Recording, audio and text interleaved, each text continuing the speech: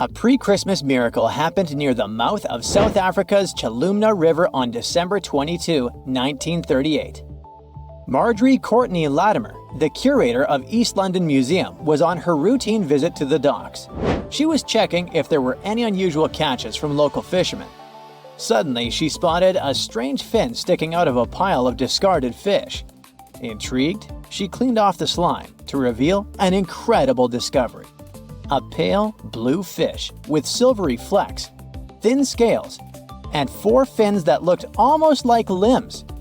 And it was huge too, 5 feet long, weighing about 127 pounds. Marjorie actually specialized in birds, but she had always been fascinated by the natural world, including the ocean. She didn't know what the fish was, but she had a feeling that it was something special. So she had the fish loaded into a taxi and taken to her museum. She then went through lots of reference books, but no matter how hard Marjorie tried, she couldn't identify the species. She decided to show it to the chairman of the museum's board, but he just dismissed it as a common rock cod. Marjorie didn't listen to him. The creature fascinated her so much that she kept studying it, and even tried to preserve it by having it taxidermied, although she couldn't save the organs. Desperate for answers, she reached out to a fish expert, J.L.B. Smith. But tough luck, he was away at that moment. When Smith finally saw the drawing, he got instantly intrigued. By January, he finally wrote the response to Marjorie, saying the fish was giving him sleepless nights. He was eager to see it in person. On February 16, when he finally arrived at the museum and laid eyes on the fish, he was stunned. Suddenly, it dawned on him that he was looking at a coelacanth, a species believed to have gone extinct 66 million years ago. This made it a Lazarus species, an extinct species that reappears after a long absence in the fossil record. It was like seeing a fossil come to life. Scientists thought that this creature had vanished with the dinosaurs. Thanks to Marjorie's persistence, this became one of the most remarkable biological finds of the 20th century. The entire genus Latimeria was named in her honor. Turns out, fish was vibing in the deep ocean waters, completely unbothered by an asteroid strike for millions of years. Today, at least 2 species of coelacanth are known to exist. Both come from this ancient lineage that survived the test of time. They mostly live in the Indian Ocean, with some chilling around Indonesia here and there. Coelacanths look and behave very differently from other fish. Their creepy fins actually move in a way similar to how human arms and legs move. They also have a special joint in their skull that lets them raise a part of their head while feeding. That's because they're related to tetrapods, those guys that were the first to step out of the waters to the land. Michael Smith is a British naturalist. On July 2018, he was exploring the remote Wandiwoi mountain range in Papua, Indonesia. He was there to search for rare, pretty flowers called rhododendrons, but he accidentally took a photo of a funky-looking creature. Smith got very curious about this animal. He then returned for another expedition, this time with a local guide. He spent 10 tough days searching high in the mountains. The terrain was harsh, with constant rain, slippery ground, and leeches crawling into their boots. When they were already exhausted and close to giving up, the miracle happened. The team finally spotted and snapped a picture of the animal.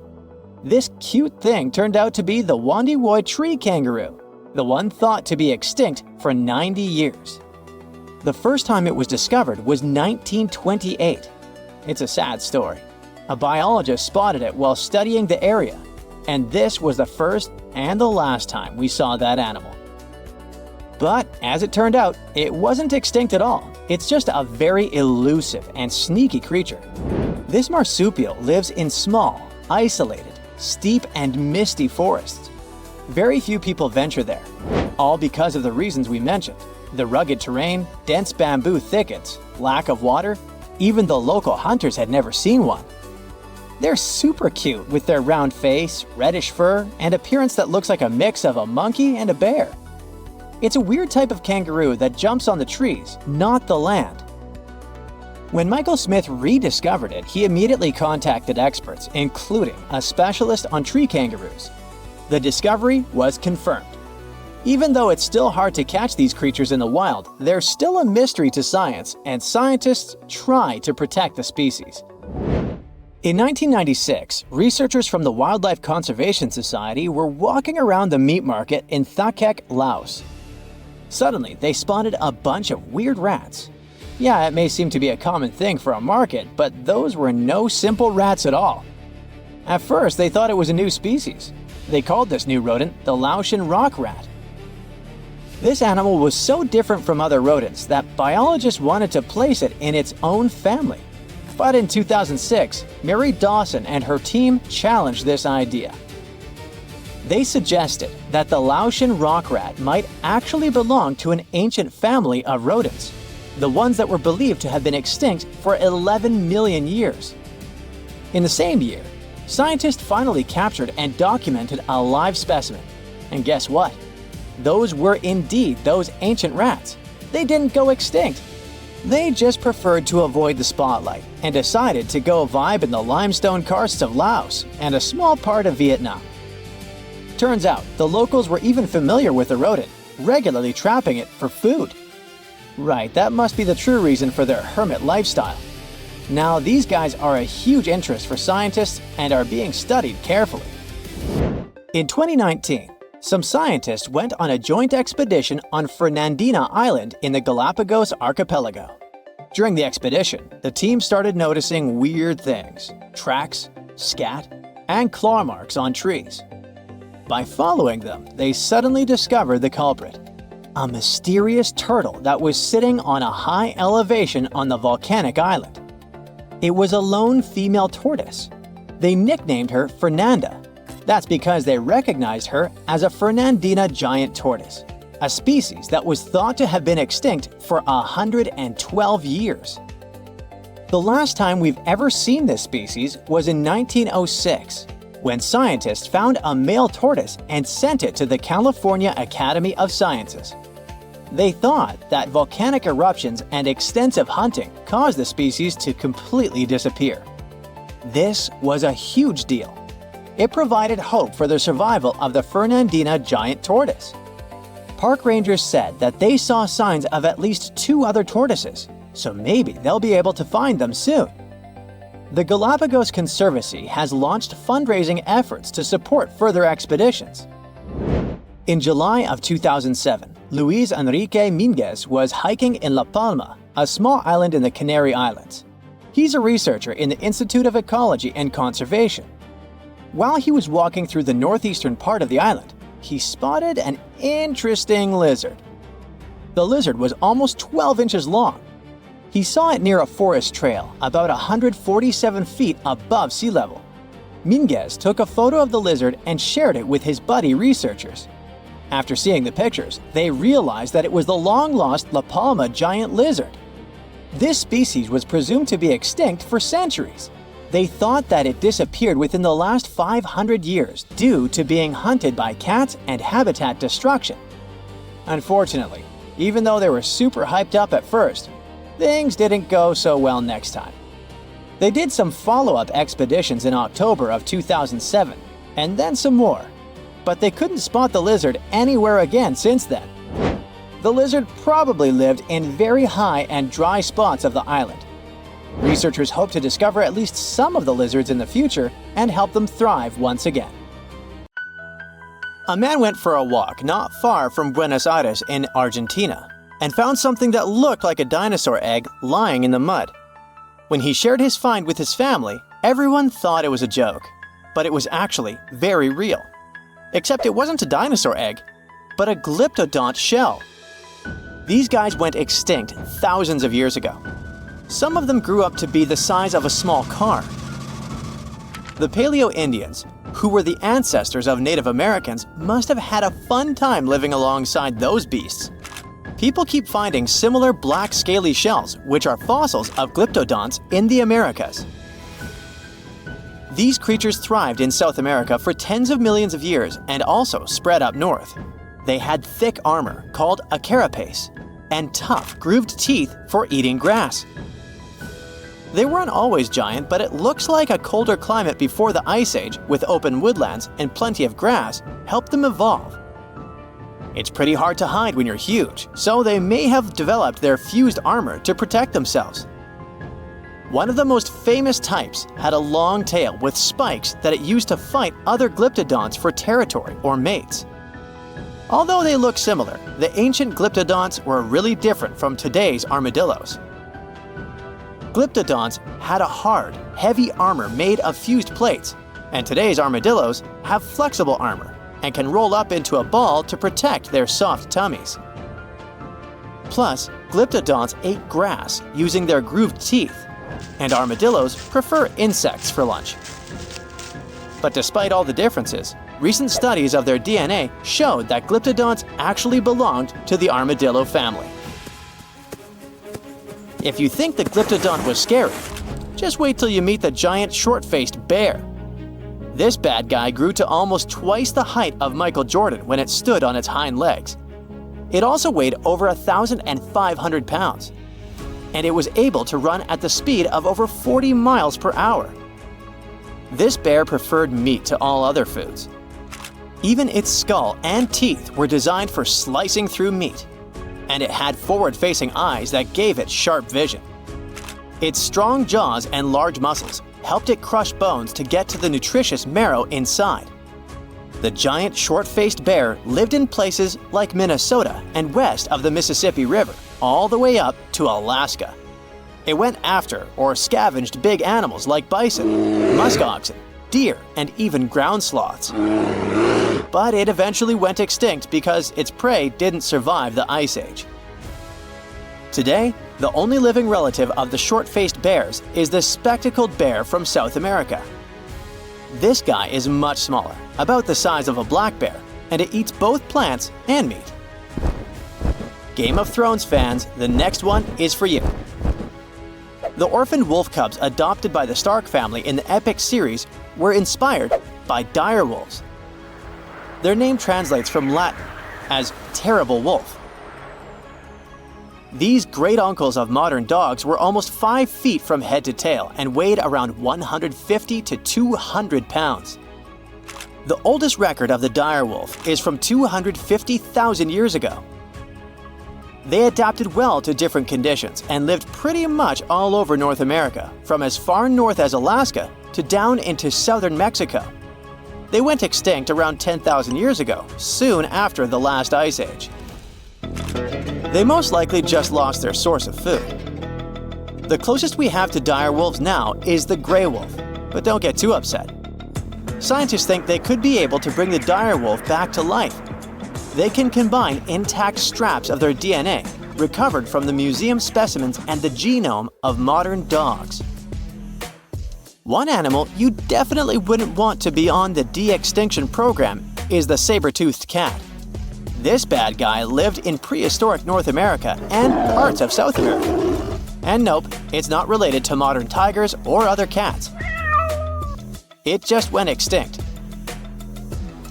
It had the title of the most fearsome Ice Age predator for a long time, until scientists found out at least one species of it was more like a kitty cat. Smilodon, by the way, Diego from Ice Age was one of those, could only chomp down with 1/3 of the force of modern lions, but it could open its mouth at a 120 degrees angle, and it could wrestle even large prey to the ground with its powerful body, with disproportionately thick front legs and strong neck. The kitty was probably just too afraid to use its long and narrow teeth that could break easily. And one more detail. It had to have lips that could stretch well for the jaws to open wide, so it most likely drooled like a St. Bernard. Well, at least their teeth grew twice as fast as those of modern lions, and fully formed by the age of 3. The giant beavers, called castoroids, must have grown at the same rate, or so to get as big as a couch. They were about 8 feet long and weighed 200 pounds, which is as heavy as a large refrigerator. They had huge 6-inch long front teeth for gnawing, a narrow tail, and long, shaggy fur. This giant creature lived alongside mammoths and saber-toothed tigers in the woodlands of North America. Like today's beavers, the giant beaver probably spent a lot of time in the water since it was too heavy to move quickly on land. Unfortunately, we don't know for sure if giant beavers built equally giant dams. Even if they did, none of those structures survived over time. Some people think a giant beaver built a 4-foot-tall dam in Ohio, but it's just a guess. Eventually, the giant beaver disappeared, just like other big animals from the last ice age. Early human settlers in North America may have sped up its extinction, as they probably liked its thick fur and meat. By the Ice Age, mastodons, some remote offsprings of the early elephants from Africa, crossed a land bridge that once connected Siberia and Alaska and made it to North America. Mastodons, like woolly mammoths, had thick, shaggy fur that helped them keep warm in the cold climate of the Ice Age. But unlike the mammoths, who mostly grazed, mastodons were mostly browsers. They like to eat leaves from shrubs and the lower branches of trees. Scientists often find woolly mammoth fossils together, which means they probably lived in groups, like family herds. Mastodon fossils are usually lying alone. This means they may have preferred living on their own and only came together to mate or for a short time with their young. Sadly, both mastodons and woolly mammoths went extinct around 11,000 years ago, not long after the Ice Age. Scientists think this may have happened because of changes in weather patterns, fewer food sources, and possibly early humans. They figured out that one mastodon could feed a tribe for a week and dress them for years. You can mostly find camels in deserts in places like North Africa and the Middle East now. But scientists believe they actually came from North America, especially the lands west of the Mississippi River. Fossils show that camels appeared on Earth about 44 million years ago. In 2015, a team of scientists from the University of Louisiana discovered the bones of a giant ancient camel in Oregon. This camel was between 12 and 14 feet tall, like a modern giraffe. It lived around 7 million years ago and had a long neck to help it reach high plants.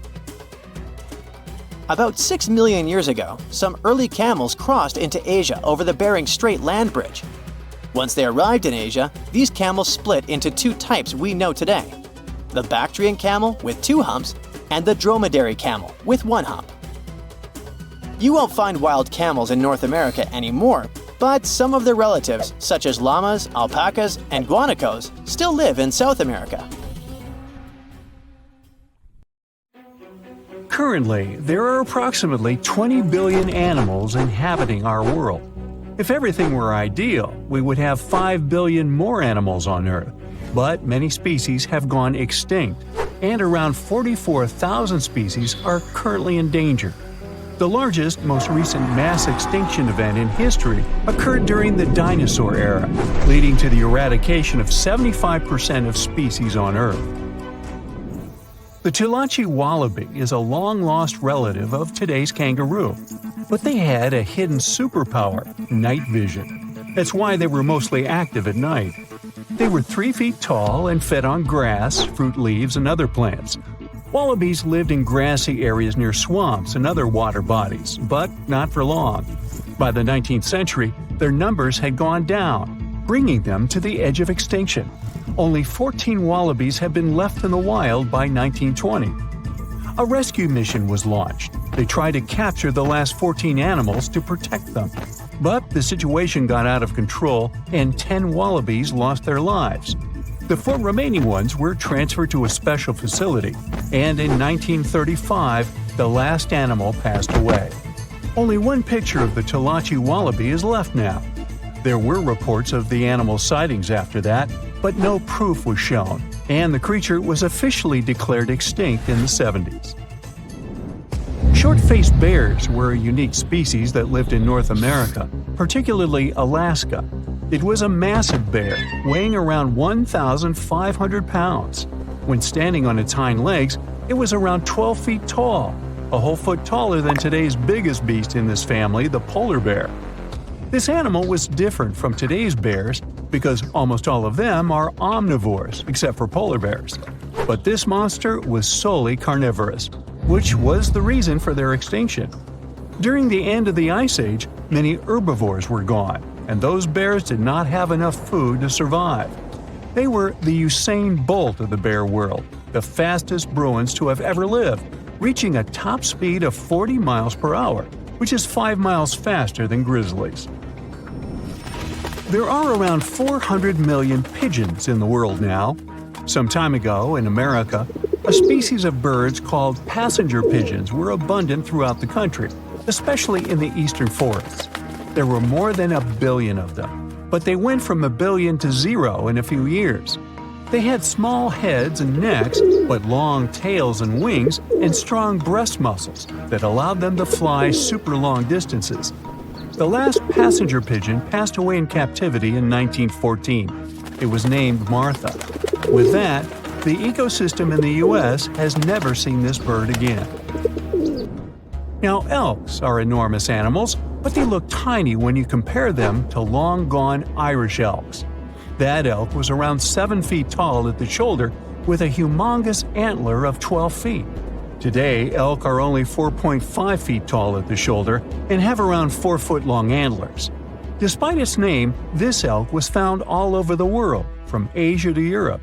It got its name because, in Ireland near Dublin, researchers found a perfectly preserved specimen. Since then, it's been called the Irish elk. The last one passed away in Ireland.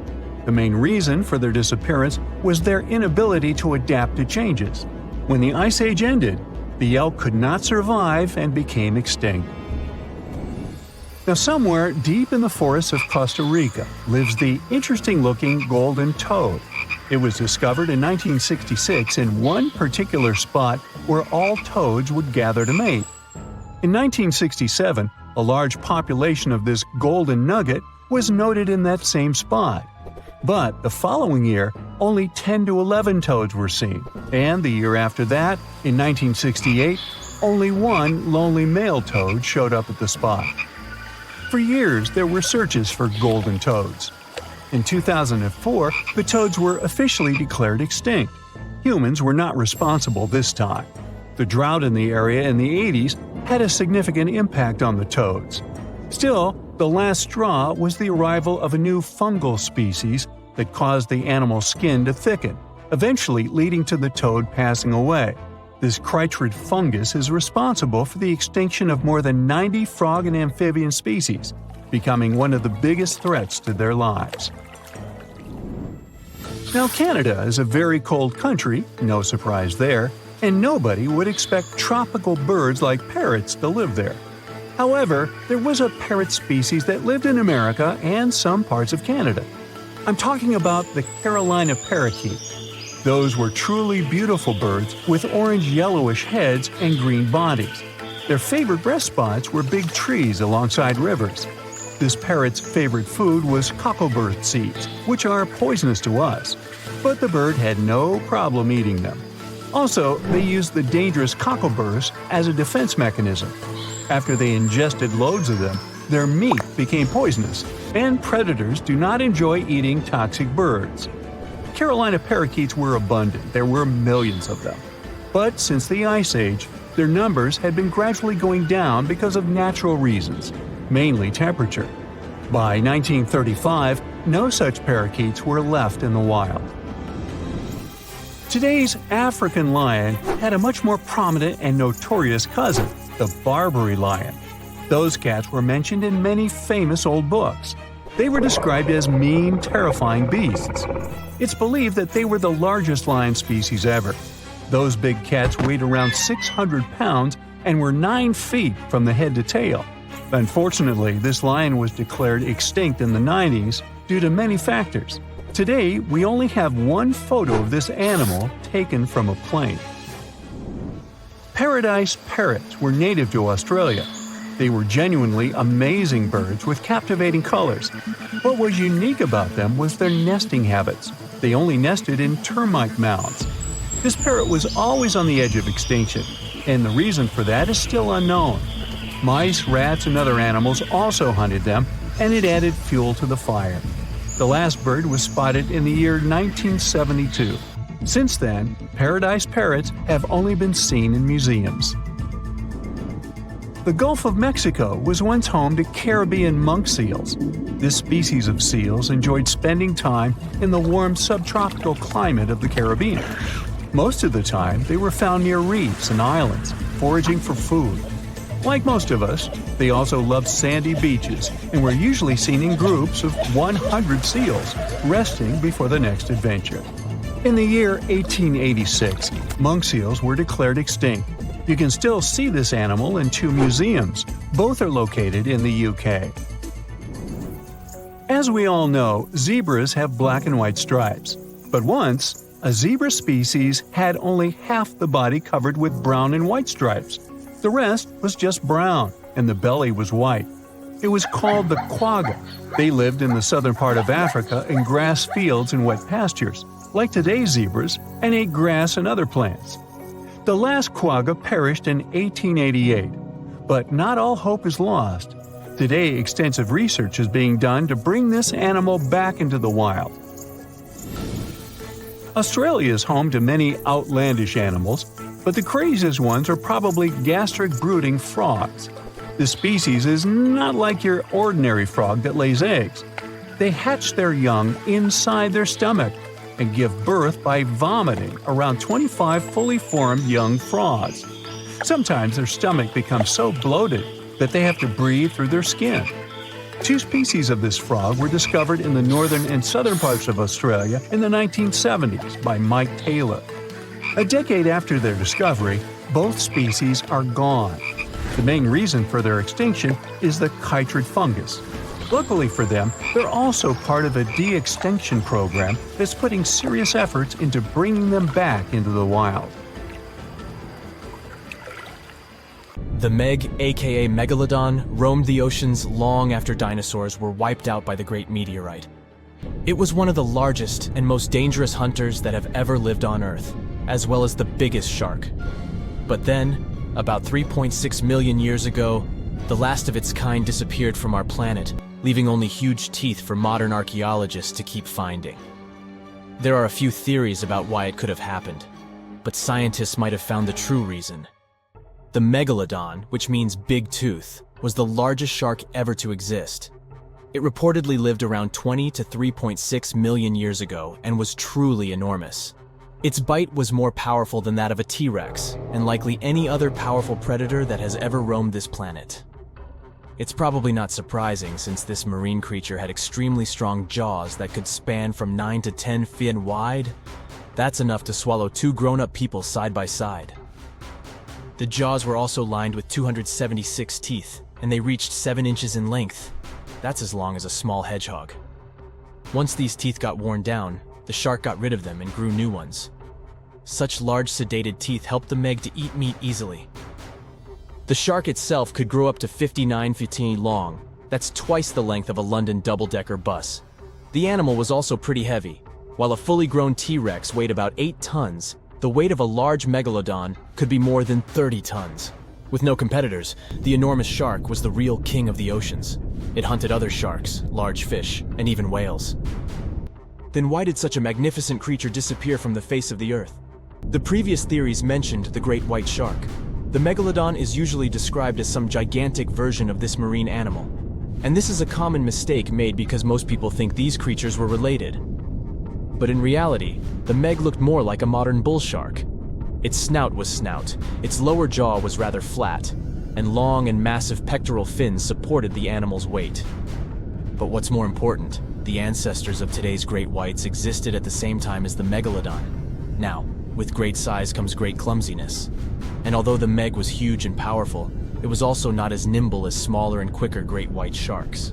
Great whites could have rivaled a Megalodon for food, and were often more successful hunters thanks to their agility. They couldn't fight the Meg openly, but were fast enough to steal its food. So according to this theory, the only food left for the Megalodon were whales and equally big marine animals. Grown-up Megs could easily catch such beasts, but their offspring were much smaller and more vulnerable than their parents. Could smaller sharks have used this to their advantage? Maybe while megasharks were still little, they became a meal for great whites, as well as bull and tiger sharks. Even at those times, a great white shark could reach the length of 20 feet, while a Megalodon kid was definitely smaller. But even if there had been no open confrontation between young megalodons and smaller grown-up sharks, meg kids wouldn't have been able to find food for themselves to grow to adulthood. The reason is the same. The population of other sharks was growing, and they were rivaling each other and the meg for convenient food. The more great whites and other sharks appeared in the oceans, the less food remained for young monster sharks. Eventually, they probably starved. But it's just one of the theories that try to explain why the meg went extinct, and here's another one. A new study has shown that the meg was most likely a warm-blooded predator able to regulate its body temperature, and that might have been the reason why this species disappeared with time. Scientists analyzed isotopes of the tooth enamel of the megalodon and concluded that the animal could easily maintain a body temperature that was around 13 degrees F warmer than the temperature of the surrounding water. Such a temperature difference is much greater than what other sharks living at the same time as the meg had, and it's large enough for the ancient predator to be classified as warm-blooded. These days, most fish are cold-blooded. Their body temperature is the same as the surrounding water, but some sharks, like mackerel sharks, keep the temperature of all parts of their bodies a bit warmer than the surrounding water. But it doesn't make them completely warm-blooded because they simply store heat generated by their muscles. And in mammals, body temperature is regulated by a special region of the brain called the hypothalamus. Anyway, the meg's warmer body allowed the animal to move faster, deal with cold water better, and spread out all over the world. But eventually, it might have led to a disaster. The Megalodon lived during the Pliocene epoch, pronunciation. It began approximately 5.3 million years ago and finished 2.5 million years ago. During that period, global cooling occurred. It also caused the changes in sea level, which the Megalodon probably didn't survive. The main problem for the predator was to maintain an energy level allowing its body temperature to remain elevated. But to do it, the animal had to eat a lot, and I mean it. But it was a challenging task in a time of changing marine ecosystems and while competing with newcomers, such as the great white shark. If this theory is true, then the amount of energy the meg had to use to remain warm could have contributed to its extinction. This new information is very important to us. It shows that many marine predators in modern oceans might be experiencing the effects of ongoing climate change too. By the way, have you heard that there have been several cases when people were sure they had seen the meg? Or at least some similar extremely large monsters. And these sightings happened relatively recently. For example, in July 1916, the New Jersey coast of the US was terrified by a series of shark attacks. They happened during an oppressive heat wave when hundreds of beachgoers tried to find shelter from the heat near the water. People described the culprit that had caused all that havoc as a giant shark, much bigger than any regular one. Since then, scientists have been debating which shark species was involved in those accidents. The most popular guesses have been the bull shark and the great white. A picture of a huge shark roaming the Pacific Ocean not far from Guadalupe Island appeared in 1999. The creature was nicknamed Deep Blue. It could be distinguished from others by a wavy pattern separating its gray back and white belly. But even though some people claimed it could be the infamous Megalodon, experts came to the conclusion it was a female white shark, the largest ever seen. The average length of a male white shark is 11 to 13 feet. Females are bigger, up to 15 or 16 feet, but Deep Blue reached more than 20 feet in length. No wonder people were confused. For the last time, Deep Blue was spotted in 2013 near the western coast of Mexico's Baja California. But look, there's another jumbo shark, and you can meet it in any part of the world. The largest specimens can reach 40 feet long and weigh about 5 or even 6 tons. Could it be, if not the Megalodon itself, but one of its relatives? Again, a wrong guess. That's the basking shark. This animal prefers subpolar seas, with temperatures not higher than 58 degrees F. Even though some of these animals do migrate to warmer places. Like whale sharks, basking sharks are harmless and don't attack snorkelers or divers. These creatures have loads of small teeth, but they don't use them when feeding. Instead, they swim with their huge mouths open and swallow plankton. A grown-up basking shark can filter nearly 2,000 tons of water per hour,